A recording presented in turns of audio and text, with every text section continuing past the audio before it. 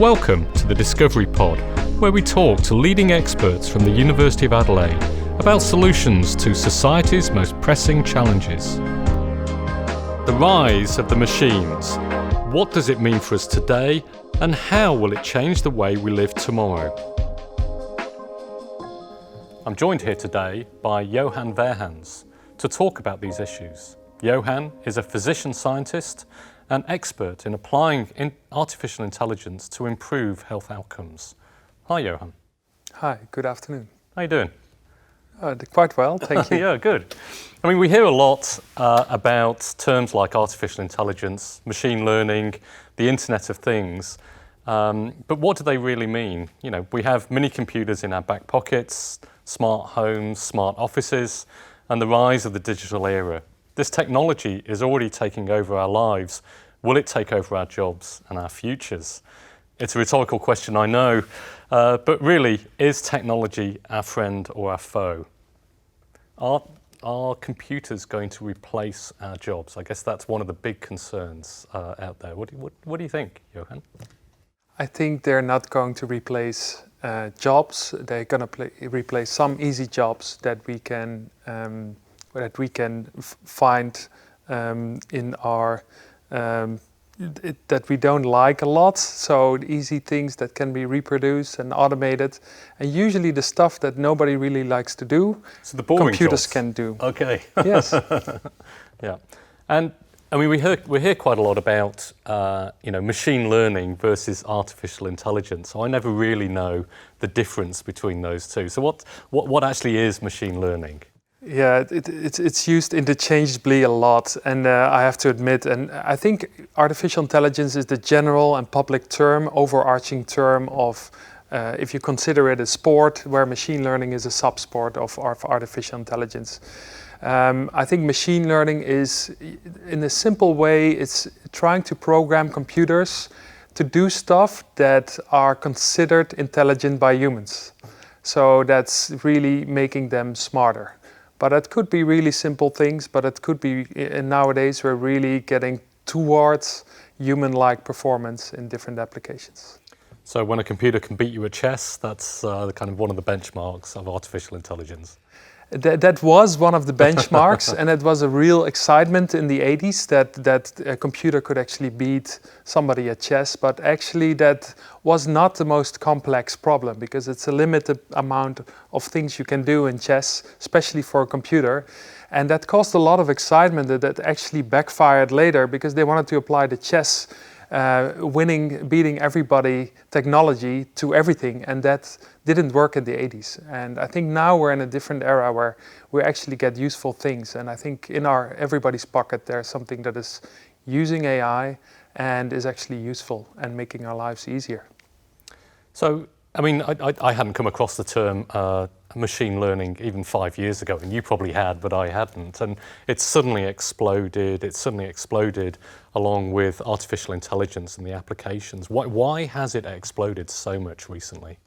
Yeah, it's a little bit what I said before. There have been two winters in artificial intelligence. Two winters? Yeah, so they call that the winters because they were followed. The winters followed the temporary excitement of the idea of artificial intelligence solving every problem that we have, and that overpromise actually led to winters where investment and attention suddenly decreased. And fortunately, in the university, we have been doing this for a long time, and people who have been in these winters, and that has established a great track record here. So they survived the winters, and now we're into spring, are we? Or are we into summer now? I think we're getting. I think we're getting towards summer, and we have to be aware that there might be some. That there still could be a winter, like the internet hype, like every hype curve. That there's a lot of books written about it. There's a hype curve that's always followed by some disappointments, but also some real good products. And I think internet is the good example that had initial hype, then had a lot of disappointment, and but then it easily took off and is taking over our lives basically. And sometimes for the worse, indeed, internet. Yeah. Well, let's get on to that in a minute. But obviously, you're not from Australia, and neither am I. I mean, we have outrageous accents between us. But why are you here in Australia doing AI here? Why aren't you somewhere else in the world that's better than Australia? Yes, it's like a lot of things. It's in life about coincidences, who you meet and who you don't meet, who you not meet. And I was actually starting a job as a cardiologist in Amsterdam when I was offered to come to Adelaide, to a coincidence, to scientific, to one of the authors of an editorial about one of the articles here. He came from Adelaide and he was working here at the hospital and at SAMRI, and he asked me to come over to do a hybrid clinician and scientist job. And I said yes, provided you give me some freedom to do what I want. And one is really developing imaging and specific advanced imaging that we probably don't discuss today. But more importantly, try to engage the really world-leading computer scientists in Adelaide to apply artificial intelligence to biomedical problems. Yeah. And that initial contact, fast forward 3 years, has evolved in something that is way more substantial and exciting, as shown by the Productivity Commission report of this week. So you have a good understanding of machine learning and artificial intelligence, but then you work together with real experts in those areas, combining your skills together. And so what is the level of expertise like here in Adelaide? Yeah, so the expertise, so machine learning is, everybody can do machine learning. We have doctors in Adelaide really programming and applying machine learning to medical problems.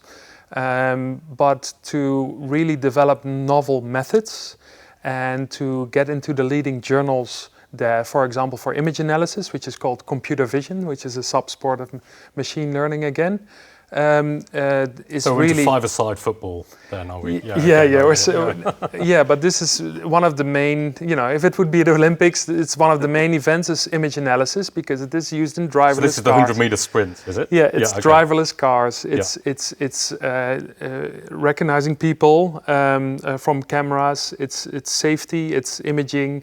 But mining and agriculture, everything that needs eyes and can be monitored can be helped by computer vision. And these developments in these automated computer vision analysis methods, they have been led by a lot of people throughout the world. But we are really spearheading. We're number 3 in the world of high quality computer vision papers in the world, which is quite amazing for a relatively little town called Adelaide. So there's Carnegie Mellon University in Pittsburgh and the Chinese Academy.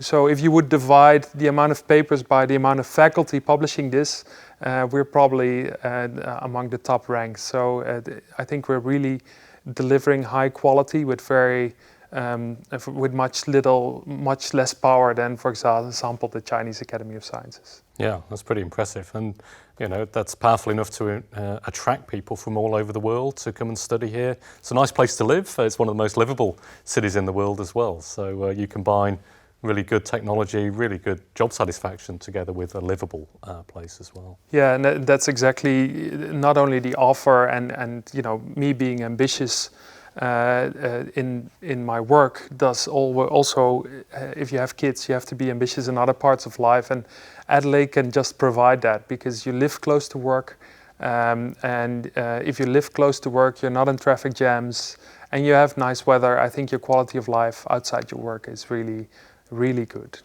It's not all about work, is it? So, but let's get on to work a little bit. So, you're a cardiologist by background. So, how do you find machine learning is actually applied then into the study of hearts and heart disease? How do you give me an example of how you actually use machine learning in that context? Let's get down to some specifics. Yeah, so I'm a cardiologist with expertise in imaging. So I'm basically the radiologist among the cardiologists. and I analyze these images of patients who have a certain problem in their pump function or in their valve function, or they have arrhythmias or scar in the heart. And we can look at that, for example, with MRI. And there's now programs that are supported with artificial intelligence.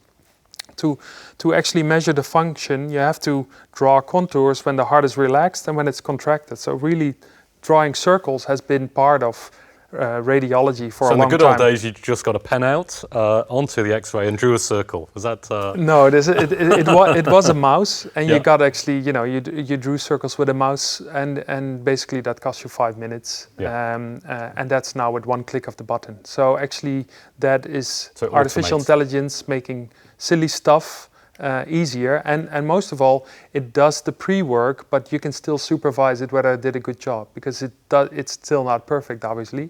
So you still go through all the slices, but it takes you you can actually put your attention to making it even better, the measurement, and make it more reproducible. So that's a very concrete example of how it's already in the clinic. But there's not many concrete examples like this. There's a lot of excitement, there's a lot of research, but we're just starting. We're just on the touching the tip of the iceberg. So below the water, there's all this research that's going on, looking at the different applications of machine learning, and then we're just starting to see the application of those just coming through at the moment. That's a nice analogy, actually. Yes, yes. So, I mean, and in the medical area, so what happens if the computer makes an error?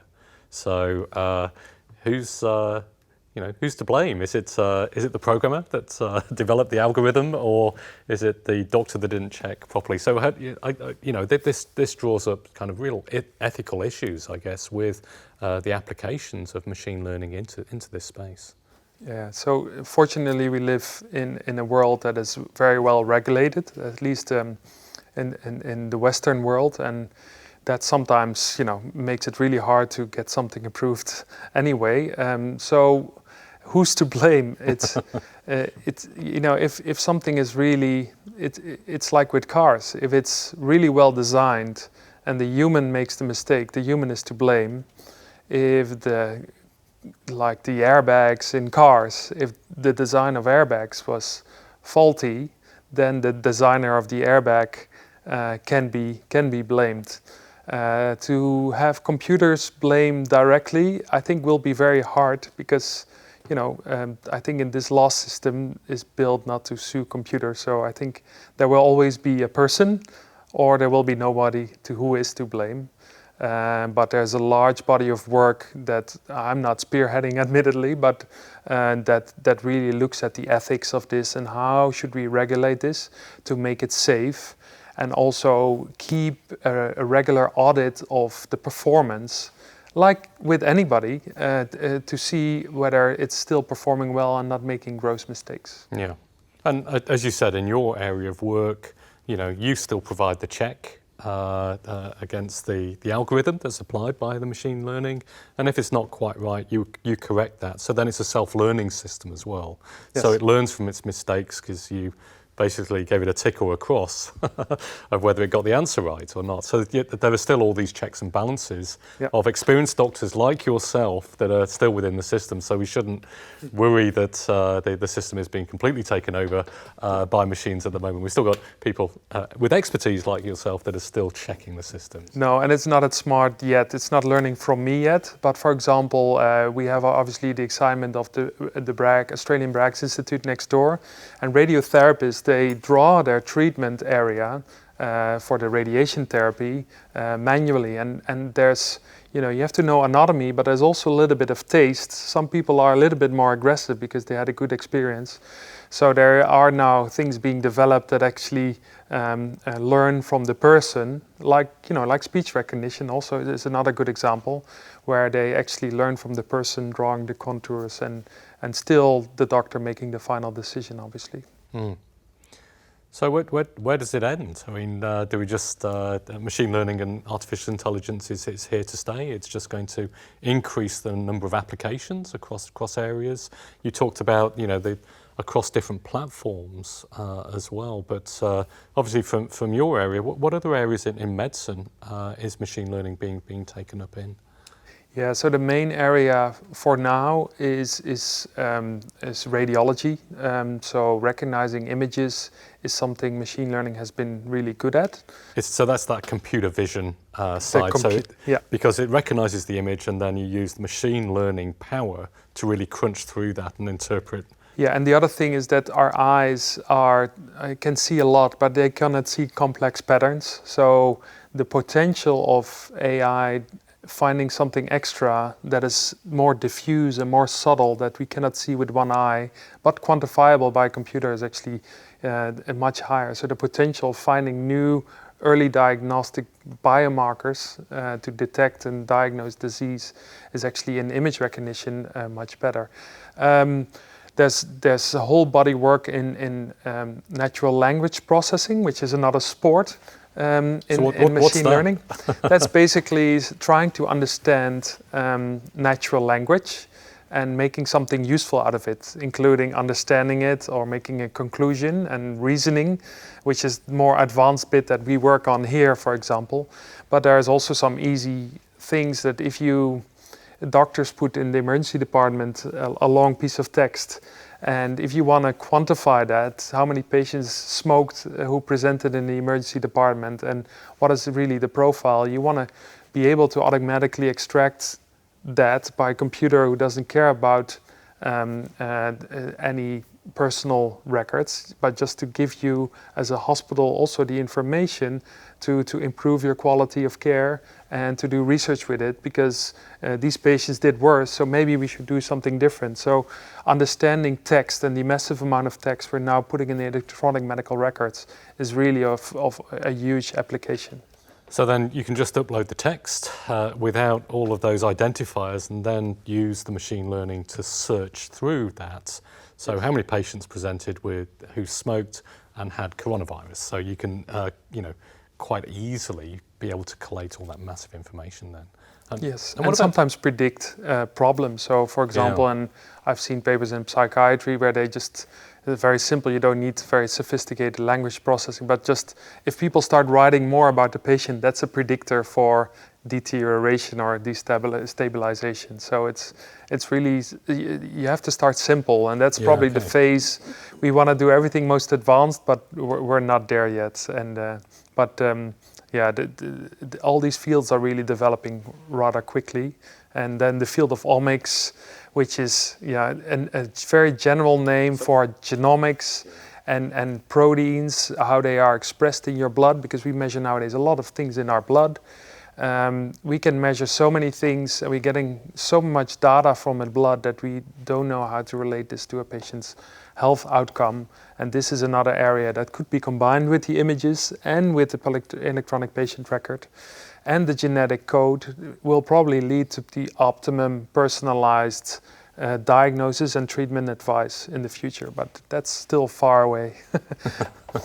So, I mean, you apply off for blood tests, you used to get your stethoscope out, you go for some kind of imaging. I mean, machine learning allows you to combine all of those together with much more detailed interpretation and analysis back to the doctor then for a diagnosis and to work with that. So it's really putting those skills back in to the hands of the doctors to make decisions. So at the end of the day, the machines aren't making decisions, are they? It's the provision of information for you to make better decisions. And also to make it simple for doctors, because we don't like complex. We like a traffic light, so it's safe, red to keep the patient. Or amber if you need to do green, a bit more. Amber if we need to watch out or look a little bit more.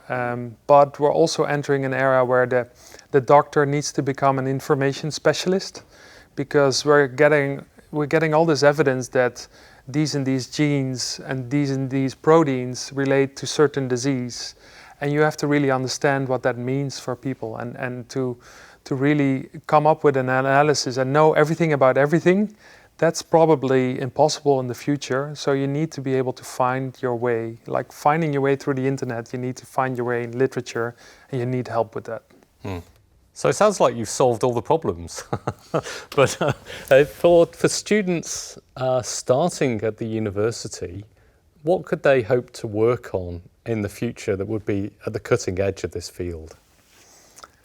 Yeah, I think if you come to Adelaide, you have potential just by knocking on my door or other people's door working on this to really engage and say, I want to do something simple. And that's actually happening. People just want to draw the circles to start with, but they have a hobby of programming. And also programming is becoming much easier now. You don't need really to write a lot of text. It's more like putting pieces of puzzles together. So the future of programming is going to be much easier and much more accessible. And I think there's a lot of, in Adelaide already, a lot of students who have more hybrid expertise, have a hobby in healthcare and expertise in computer science and vice versa, who are engaging in this field, and that's really exciting. But not only medicine is really interesting. I think mining in Australia in particular is something, there's so much data, geographical data and geological data that you cannot analyze just with one peak somewhere in the stats, that you need patterns to really predict. And recently we joined a competition without knowing anything about mining. 3 months before, we joined a global competition with 1,000 participants and $1 million prize money. And we came in second without knowing anything about mining. And I think it also says how agnostic AI is to the application. So it really is, if you can do that in 3 months, that's really impressive. So with no knowledge, you came in, took part in an international competition. Not me, by the way. Yeah, not you, but colleagues, and actually came second in the prize. And what did they have to predict? They have to... Where to dig. Where to dig? Yes. For gold? Yeah, so it was a specific goal. I don't even know the detail, but it was where to dig, which is really hugely important, obviously, to predict. And water is usually important in mining. So it's probably a good challenge to find water and know where water is. So I think that's a beautiful example of how, if you're an expert, like here in Adelaide, in methods, and with the support of the government that we have established now, the Australian Institute for Machine Learning, I think we can create more of a national exposure and also show that it's not only Adelaide that we want to help companies, academics, but we can help anyone in the world. And COVID has enabled that remote connection. It disabled it, but then again enabled it, because you're forced to doing video conferences. It's much easier to contact a world expert or let him give a lecture without having to fly. And we're used to it now, aren't we? Used to that. Yes. And the interesting thing is, as you're talking, it's really, machine learning is obviously a hugely complex area. It's quite a specialist area, but it's also provided a platform for people from different disciplines to work together. So it's a platform, medical specialists can work with engineers, computer scientists, even geologists, and you're then sharing the same language and the same in this platform. And has that stimulated this kind of rapid growth in the sector? Yeah, so when I did my PhD and postdoc have been mainly in working with engineers on biomedical applications, so really building fancy catheters or fancy molecules that detect disease.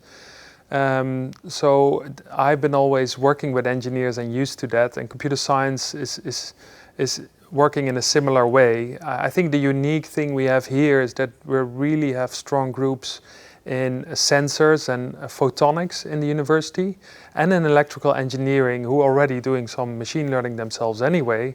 But what they really create is new ways of measuring things, new kinds of data, because everybody in the world has radiology data, but if you can find a cheap and affordable sensor to detect disease, and that can only be detected with AI. You need the clinician to find the disease that needs to be detected. The sensor needs to be developed at the university, but the complex, messy data needs to be analyzed by a computer to really make sense and say, this patient has a pneumonia or this patient has heart failure, which is one of the projects we're working on, and which has become quite relevant, but was already happening before this pandemic. Well, Johan, thanks very much. I think you've persuaded me that computers are here for good and machine learning will help us in our lives. So thanks very much for joining us on the Discovery Pod. My pleasure. Thanks for listening to the Discovery Pod, brought to you by the University of Adelaide. Join us next time when we discuss pregnancy and parental health.